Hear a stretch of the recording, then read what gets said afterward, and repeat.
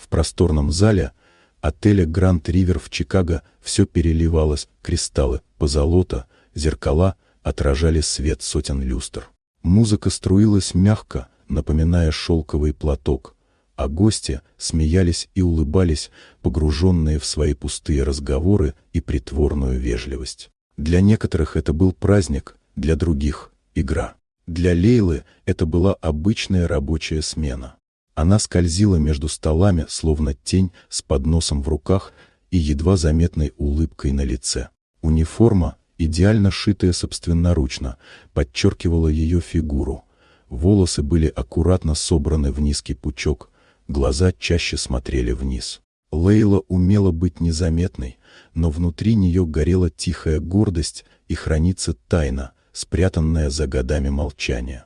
Когда она аккуратно расставила бокалы на столах, вдруг почувствовала пронзительный взгляд. На подиуме стояла женщина, высокая и элегантная, с осанкой, излучающей власть. Это была Ванесса Стюарт, известная филантропка, лицо глянцевых журналов и благотворительных кампаний. Ее взгляд, казалось, зацепился за кулон на шее Лейлы, маленький синий камень, который та никогда не снимала.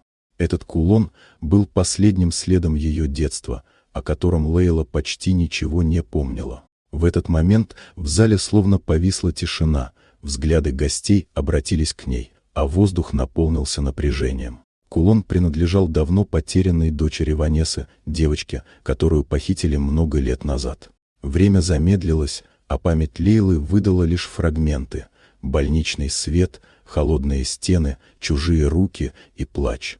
Слухи быстро разлетелись по залу, телефоны поднялись в воздух. Лейла стояла посреди блеска и внимания, внутренне борясь между страхом и силой, которая годами ждала своего момента. Она понимала, правда не прячется за роскошью, она хранится в памяти и шрамах. Когда двери распахнулись, вошла пожилая женщина, Эленор. Ее простое пальто выглядело чуждо среди роскошных нарядов и бриллиантов.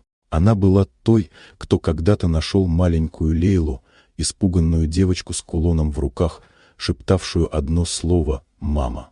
Истина словно обрушилась на всех ледяной водой. Ванесса и Эленор стояли друг против друга, одна мать по крови, другая по любви. Между ними стояла Лейла, взрослая, но все еще ищущая себя. В этот момент она поняла, никто не вправе решать, кем ей быть. Хотя исход предложенного Ванессой теста оставался неизвестным, Лейла знала одно — ее жизнь принадлежит только ей. Кулон перестал быть символом утраты, теперь он стал знаком выбора.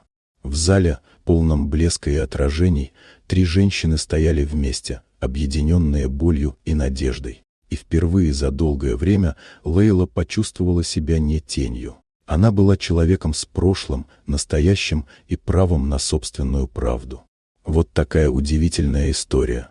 Дорогие друзья, напишите в комментариях, откуда вы смотрите это видео. А если вам понравилось видео, поставьте лайк, а также подписывайтесь на канал, впереди еще много интересного.